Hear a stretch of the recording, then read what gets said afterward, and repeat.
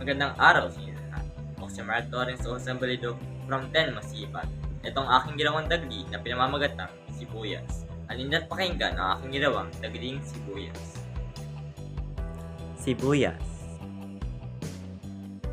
Wow ate, ang dami ko namang nabiling sibuyas dito. Sigurado masarap ang maluluto namin sisig sa rami ng sibuyas. Ganun talaga, maganda ang ekonomiya ng bansang Pilipinas. Mura talaga ang mga sibuyas na yun dahil marami ang supply at sariwa pa. Sige po ate, salamat po, uuwi na po ako. Sige, paalam. Umuwi si Yona sa kanilang tahanan at inuwi na ang biniling sibuyas. Inay, itay, ito na po ang aking biniling sibuyas.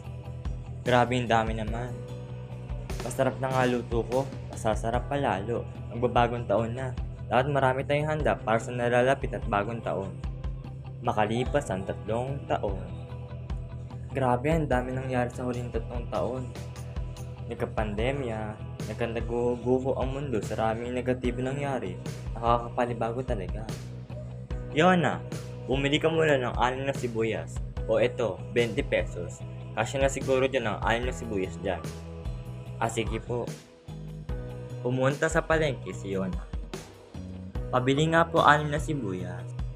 O eto, 98 pesos yan lahat. Grabe ang mahal naman te. Ganun talaga. 720 pesos na ang kilo ng mga sibuyas natin. Palpak na kasi ang namumuno sa bansa natin. Hindi katulad dati, hindi na nakakapagtaka kung bakit nagmamahal na talaga ang mga presyo ng mga bilihin na yun. Ganun po ba? Sige po, isang sibuyas na lang po. 19 pesos na lang. Umuwi at ibinigay sa magulang ang isang sibuyas. O bakit isang sibuyas ang binili mo? Isang sibuyas na lang daw po ang kinain ng 20 pesos. Nagmamahal na raw po talaga mabili na yun. Kasama na ron po ang mga sibuyas. Ay grabe, mayaman na lang siguro talaga makakabili niyan.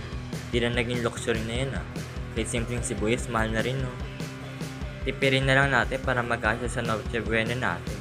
Ginawang dagli. Maraming salamat sa pakikinig.